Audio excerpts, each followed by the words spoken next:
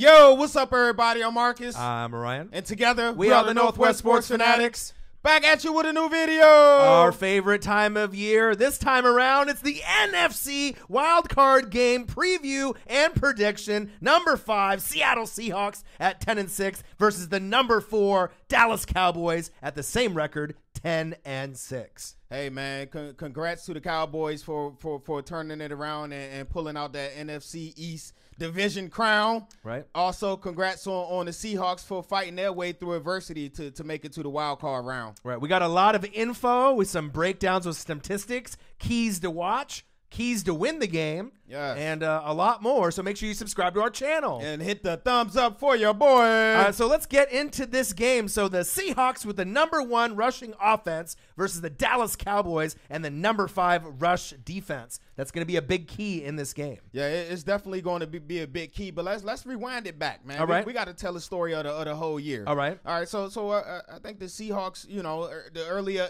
beginning of the year, they started to in Russ we trust. Right. They started to do a lot of Russ running around and with the loop-de-loop and the spin that he was doing last year, and it just wasn't going to cut it. Right. Dougie B was hurt. Yes. He was dealing with an injury.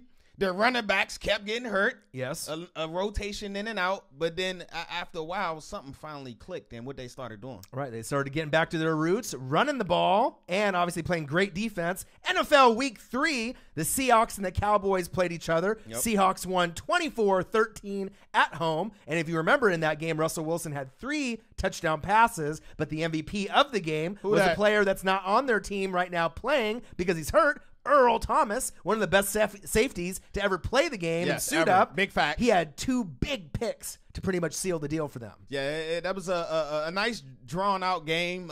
3 turnovers by Dak.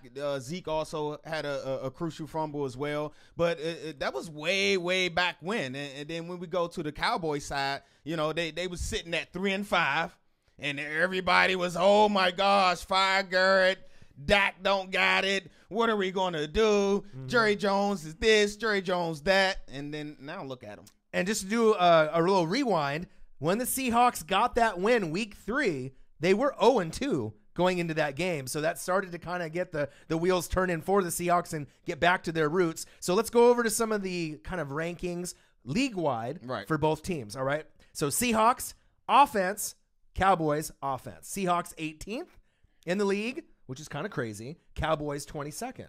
All right. Defense 16th for the Seahawks, 7th for the Cowboys. So we already know that D been balling this year. Right. We saw what they did against the Saints, and that kind of opened everyone's eyes. Right. Passing 27th for the Seahawks, which is kind of crazy because you always see Russell making big plays at Tyler Lockett, Dougie B, and all the David Moore and all the rest. The tight ends, Ed Dixon as well. I'll take that because they what in passing? Yeah, 27th. Okay. It's almost like the Oregon Ducks. It's like you start to see certain teams that you think that are passing teams with the statistics, but you don't really realize how much they really run the ball. I know it's crazy because then I look at Russ stats. He's at 35 TDs and 7 picks this year. Crazy, right? And then passing for the Cowboys, 23rd, so pretty even there, kind of on the lower end. Rushing, though, Seahawks number 1 in the league, right, with 160 yards per game, but obviously with the Cowboys, they're 10th. They got Zeke, so they're obviously in that running as well. So one quick stat, 30 out of 36 teams that have had the number 1 rushing team in the league have made at least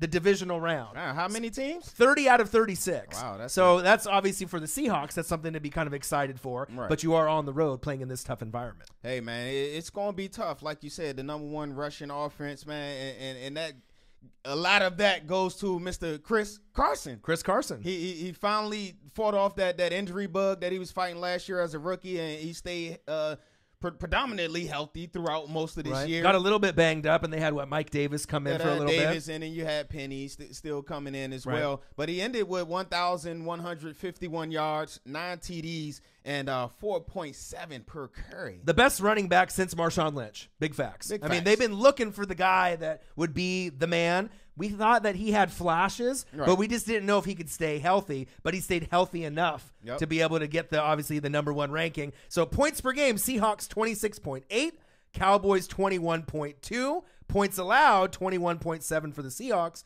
Cowboys, 20.3. So it's pretty even. I mean, both teams can score a few touchdowns in the game. They're giving up, obviously, some rushing touchdowns and a few passing touchdowns in the game. Sacks allowed, 3.2 for the Seahawks, 3.5 for the Cowboys. Pretty even. Big one is third down conversion. I always look at this one because that usually sways me in one way or another.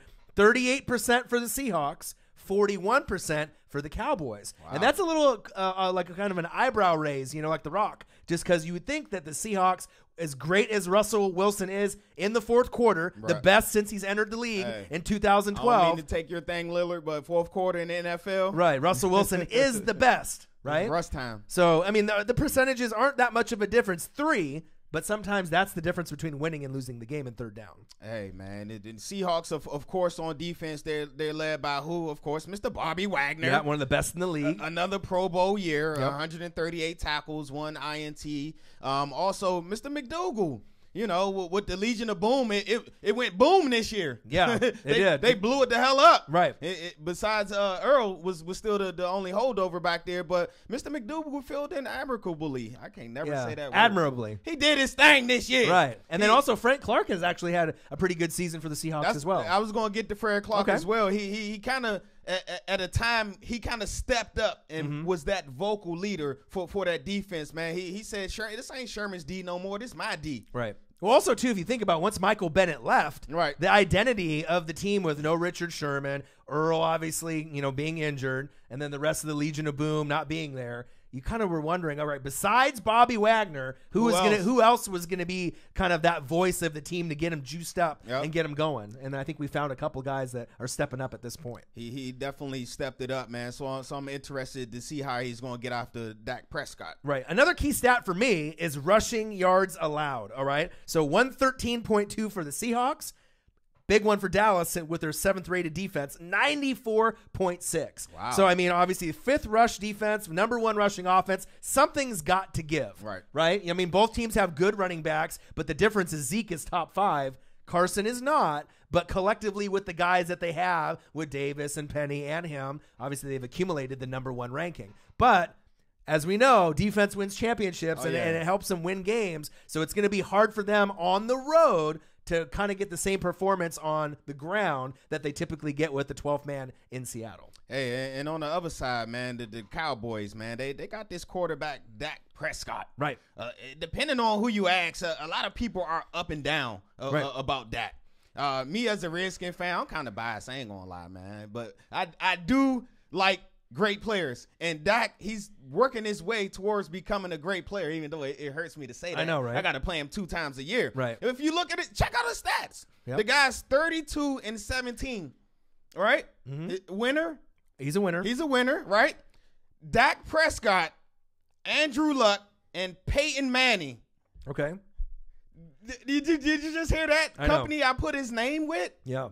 Two of that's going to go down as 2 of the greatest. They are the only 3 quarterbacks in NFL history to throw for 22 touchdowns or more their first 3 years in the league. Right. Put some respect on his name, man. I even got a better stat for you. Want to hear this? Russell Wilson, right, and Dak Prescott, right, both of them, with both players, only players in NFL history with both of these guys, right, that have 30 wins and less than 30 picks, right, in their first 3 seasons. And I know Dak, they're like, oh, he turns the ball over here and there. But obviously it's not as much as you really think if they're the only 2 to really, have that statistic. And one stat even better for Cowboy fans, Dak Prescott has 12 wins, all right? Not just regular 12 wins. 12 wins in prime time since entering the NFL in 2016. And you know what that means? That means the most in the NFL. Kirk Cousins, take note, because you can't win in prime time even if your life depended on it. That's a lot. Did you really notice that? 12 wins in prime time. That's a lot. And he also got 14 game-winning drives, the most in NFL history for the first 3 years. So, I mean, a lot of guys that are, I know, isn't that crazy? So a lot of people that want to get on him, once you break down the stats, he actually is better in the limelight. I got one more for you. All right. The only quarterback in NFL history in his first 3 years to throw for over 22 touchdown passes and rush for 5 touchdowns. Yeah. He's a weapon, man. He's not afraid of Dak. He's not afraid of the limelight. Yeah, you got a really great O-line. You got Zeke. The defense is great, but you still have to make those plays. And he's not afraid of the big stage. I ain't gonna lie, I've been sleeping on Dak until I looked at these numbers. Hey, Dak. Okay, Dak. I see you out there, man. But on the flip side with Russell Wilson, let's not forget about him, right? Danger Russ. Right? Danger Russ. Russell is the third player in NFL history to throw 35-plus touchdowns with fewer than 450 attempts. What does that mean? He's accurate as hell. So he doesn't need a whole lot of opportunity to be able to get those touchdowns. And obviously this season, 35 TDs, 7 picks. Yep. Right? 65.6 completion percentage. Okay, not bad. Right? 215.5 passing yards per game. 110.9 passer rating. And obviously, like as we mentioned, the best quarterback in the fourth quarter since he's come into the league in 2012. Prescott, though, check this out. Russell Wilson, 65.6. Dak Prescott, 67.7. Isn't that kind of like incredible to think that his completion percentage is better than Russell Wilson's? I mean, it's kind of like makes you kind of think, right? 242.8 passing yards per game to Russ's 215.5. 22 touchdowns, 8 picks. So compared to not 35 and 7, it's not bad. I'll take 22. Right? So 110.9 passer rating for Russ, 96.9 for Dak. I'll take that. Yeah, I mean, he's better than advertised. I know it hurts you for a Redskin fan, but for me being unbiased, and you are normally unbiased, but when you look at the stats, right? Men lie, women lie, stats don't lie. Numbers don't lie, man. And as much as I try to discredit that, man, I can't discredit. I got to give you your props, man. You balling for your first 3 years.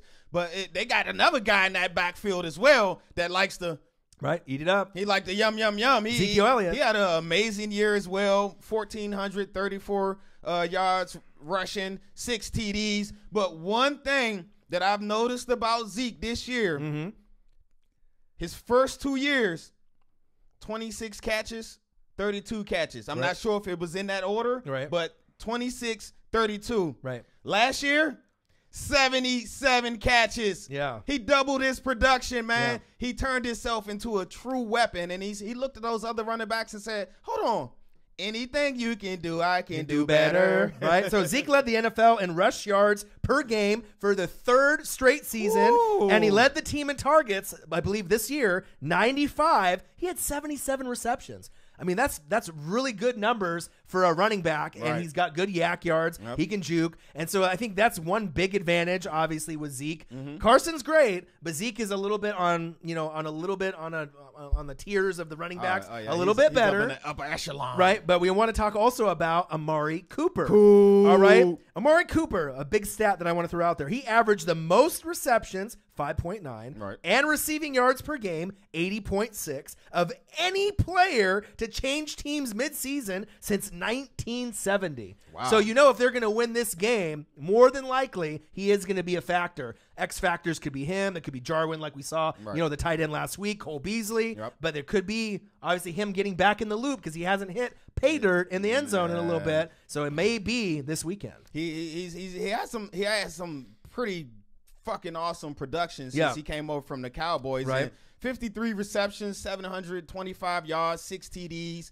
To go with the 22 catches, 280 that he had with the Raiders. That gives him his third 1,000-yard season in 4 years. But it's been kind of troubling these last couple of games. I know defenses have been doubling him and giving them extra special attention. Against the Colts, 4 for 30. Against the Buccaneers, 4 for 20. And his last game against the Giants, 5 for 31. So what that tells you is in this game here, Cooper – they're going to have somebody else, maybe Gallup or maybe Hearns or maybe my X factor in this game, Mr. Jarwin. Yeah, so I'm thinking X factor for me.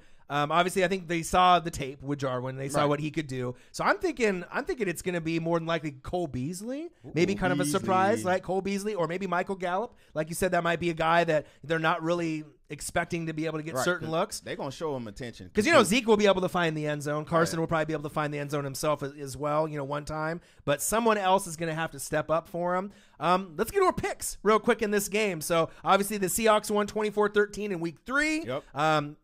The big thing that's the difference now, no Earl Thomas. So that is going to be a factor. So do you want me to go first? Yeah, you can go first. All right, so I feel in this game it's very even. Just like obviously with the Colts and the Texans, it's very hard, for me to pick a winner in this game. There are upsets in this game. Yep. As we know, obviously being in the Northwest, Seattle plays better at home than they do on the road. 12th man. Right? They do have one advantage at quarterback with Russell Wilson. He's the best quarterback, obviously, compared. I don't say I can't say he's the best quarterback compared to Dak because we've seen what Dak can do, right?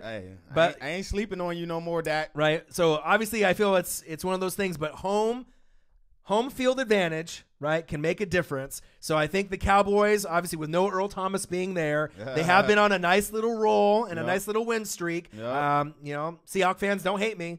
I know Jen and some of the other people, Jessica and a few others are gonna get mad. But I'm gonna go Cowboys 31, Seahawks 24, and I think it's gonna be a hell of a game. Oh, man. That's tough for me to say because, I think the Seahawks can win this game, but I think the O-line for the Cowboys is better. They got a better running back in Zeke. The defense is better. And usually when you have those three things, that's going to end up to be a victory. And Dak doesn't need to throw 3 touchdown passes to win. Nope. He can throw one from maybe 180 yards or 2 and let the rest of the defense, win it for him, and I think that's what's going to happen. All right, so me, I kind of contemplating this for a while because the Seahawks have been playing great as of late. They won 6 out of the last 7 games. The Cowboys have been playing good as well after that 3-5 start. But the Redskin fan in me, right? It just won't let me go with the Cowboys. I apologize. Okay, man. I'm sorry. You got a score for me? I think it's going to come down to the fourth quarter, of course, that time. Right, Dangerous. And Dangerous is going to get them in the end zone to win the game. I'm going Seahawks 27, Cowboys 23. Oh, okay, so close game. So it's going to be a close game. I think all the games probably for more than likely will be pretty close. Yep. So make sure you subscribe to our channel. Hit the thumbs up for your boy. And comment below who you think is going to win and the score of the game for this weekend's And also comment your X factor. Right.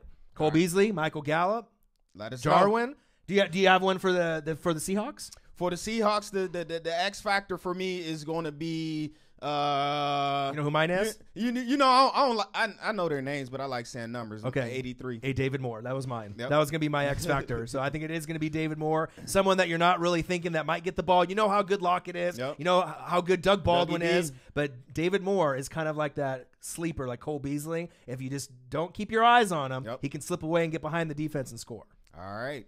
I'm Marcus. This is my guy, Ryan. Only got one question for you. Who you know talk sports like us? Northwest Sports Fanatics. Yee! Cowboys, Seahawks, going to be a hell of a game. Hey, let's go, Dangerous. Hey, Dak. Hey. He's better than you thought. Hey, Dak. You're woke now. Okay, Dak. I see you.